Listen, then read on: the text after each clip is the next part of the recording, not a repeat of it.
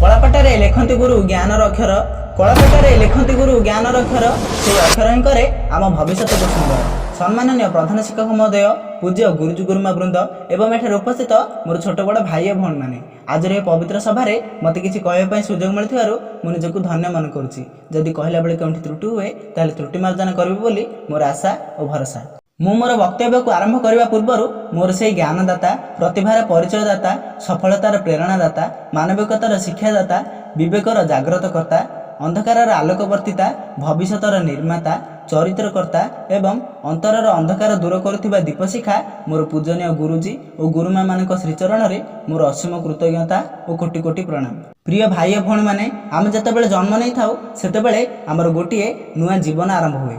ଆଉ ସେହି ଜୀବନକୁ ପ୍ରଥମେ ଆମର ମା ବାପା ହିଁ ଗଢ଼ିଥାନ୍ତି। କିନ୍ତୁ ସେହି ଜୀବନକୁ କିପରି ସୁନ୍ଦର କରିବା, କିପରି ସଠିକ୍ ରାସ୍ତାରେ ଚାଲିବା, କିପରି ଭୁଲ ନ କରି ଠିକ୍ କରିବା ଏବଂ କିପରି ନିଚକୁ ଚାଲିଗଲେ ମଧ୍ୟ ଉଚ୍ଚକୁ ପୁଣି ଉଠିବା, ସେହି ଶିକ୍ଷାକୁ ଆମକୁ ଗୁରୁ ଶିଖାନ୍ତି। କାରଣ ଜଣେ ଶିଶୁର ହାତରେ ପେନସିଲ ଧରାଇ ଅକ୍ଷର ଲେଖିବା ବହୁତ ସହଜ, କିନ୍ତୁ ସେହି ହାତକୁ ଧରି ଭବିଷ୍ୟତରେ ସଫଳତା ଆଣିବାର ସାହସ ଦେବା, ତାହା ହେଉଛି ଜଣେ ଗୁରୁଙ୍କର ମହତ୍ତ୍ୱ।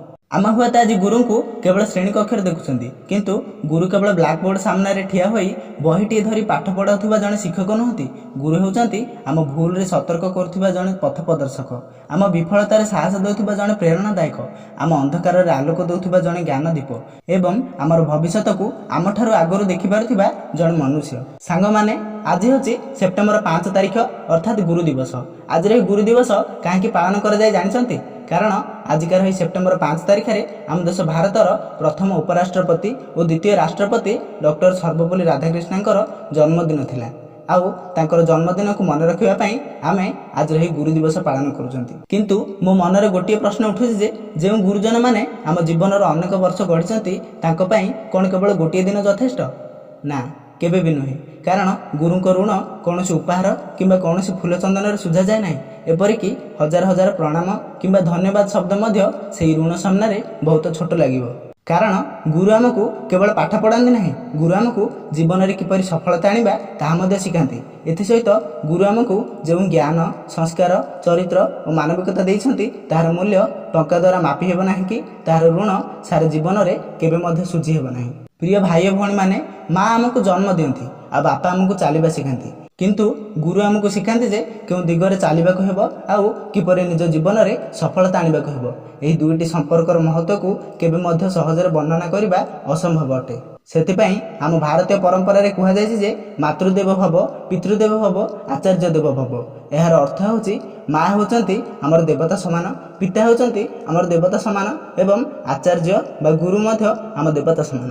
ଆଜିର ଏହି ପବିତ୍ର ଗୁରୁ ଦିବସରେ ମୁଁ ମୋର ଗୁରୁଜନମାନଙ୍କୁ ଗୋଟିଏ ପ୍ରଶ୍ନ ପଚାରିବାକୁ ଚାହେଁ ଯେ ଗୁରୁଜୀ ଓ ଗୁରୁମା, ଆପଣମାନେ କେବେ ଭାବିଛନ୍ତି କି ଆପଣଙ୍କର ଗୋଟିଏ ଛୋଟ କଥା ଜଣେ ଛାତ୍ର କିମ୍ବା ଛାତ୍ରୀର ଜୀବନରେ ବଡ଼ ପରିବର୍ତ୍ତନ ଆଣିପାରେ? ଆପଣ ହୁଏତ କେବେ ଶ୍ରେଣୀ କକ୍ଷରେ କହିଥିବେ ଯେ ଚେଷ୍ଟା କର, ତୁମେ ନିଶ୍ଚୟ ପାରିବ।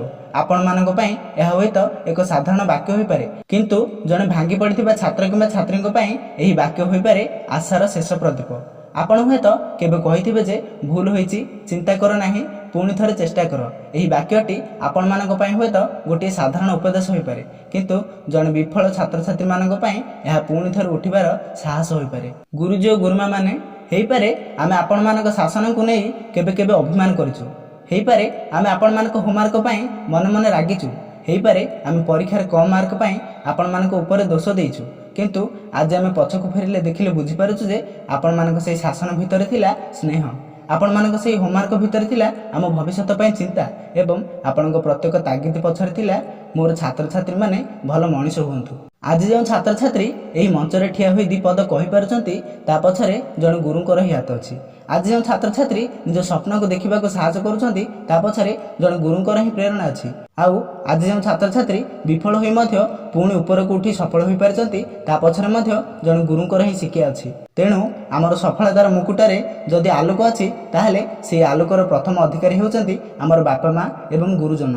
ଗୁରୁଜୀ ଓ ଗୁରୁମା, ଆମେ ଯେତେବେଳେ ଆପଣମାନଙ୍କ କ୍ଲାସରେ ବସୁଛୁ, ଆମକୁ ଏମିତି ଲାଗେ ଯେ ସାର୍ ମ୍ୟାଡ଼ାମ୍ ଆଜି ଆମକୁ କାହିଁକି ଏତେ ପଢ଼ାଉଛନ୍ତି। किंतु दिने ना दिने आम स्कूल छाड़ू कॉलेज जीवु निज निज जीवन में चलीजु कहीं चाकरी करिब कहीं व्यवसाय करिब कहीं नेता मंत्री हेब एवं कहीं निज निज स्वप्न को आकाश पर्यंत नहीं जीव किंतु जीवनर कौन से एक नीरव सन्धारे आम हठात आमर पुराना क्लासरूम को मन पकाइबु आउ से समय आमको मन पड़ो जे से ब्लैक बोर्ड से बेंच से सांगसाथी मानकर हस खुशी एवं सबठार अधिक मन पड़ो आम गुरुजन मानकर से स्वर हुए तो सेतेबेले आम आखिरी लुह आसीजिवो कारण सेतेबेले आम बुझिपारिबु जे से दिन गुड़िक केवल आमर छात्र छात्री मानकर नथिला से दिन गुड़िक थिला आम जीवनर सबठार बड़ अमूल्य अध्याय तेणुकरी आज मु मोर समस्त गुरुजन मानक कहबाक चाहूँगी जे आमे आपण मानक भूली जाई पारू किंतु आपण मानक शिक्षा को आमे केबे मध्ये भूलिबु नाही आमे आपण मानक नाम प्रतिदिन उच्चारण न करि पारू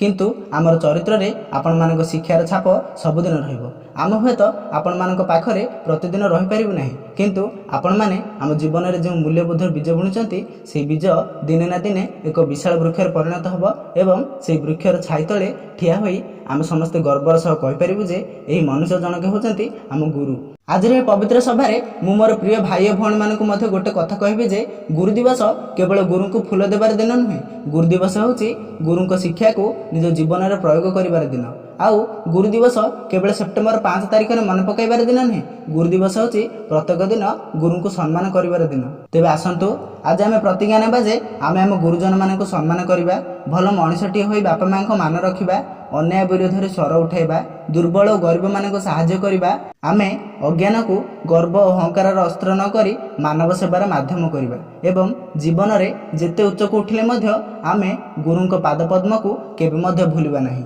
पूजनीय गुरुजी और गुरुमा आज आम पाखरे आपण मानक किछि देबा पई बड़ उपहार नाही ना अछि दामी उपहार ना अछि बड़ धन ना अछि आपण मानक ऋण सुझिबार सामर्थ्य आम पाखर अच्छी केवल गोटे हृदय एवं से हृदय रे आपण मानक पई असीम श्रद्धा असनति कृतज्ञता एवं आमर अतुट सम्मान अच्छी मु एति कहि मो वक्तव्य शेष करूची जय हिंद जय भारत रुहत सांग माने आपण माने आम वीडियो देखुचंती किंतु लाइक एवं सब्सक्राइब करू नाहंती आम वीडियो को नॉन सब्सक्राइब करला वाला लोक अधिक देखुचंती किंतु सब्सक्राइब करला वाला लोक कम देखुचंती तेणुकरी आम वीडियो को लाइक एवं सब्सक्राइब करंतु जहा द्वारा आमको मोटिवेशन मिलिबो आउ आमे आपण मानक पई एपर नुवा नुवा वीडियो नै आसीबो सांग माने जदि वीडियोटी देखिबा पई भल लाइ थाए ताले चैनल को सब्सक्राइब करी बेल आइकन को प्रेस कर दियंतु जेउथि पई कि आपण माने हमर प्रतिटी वीडियो देखि पारे रहत सांग माने पुणी देखाबा आउ एक वीडियो रे।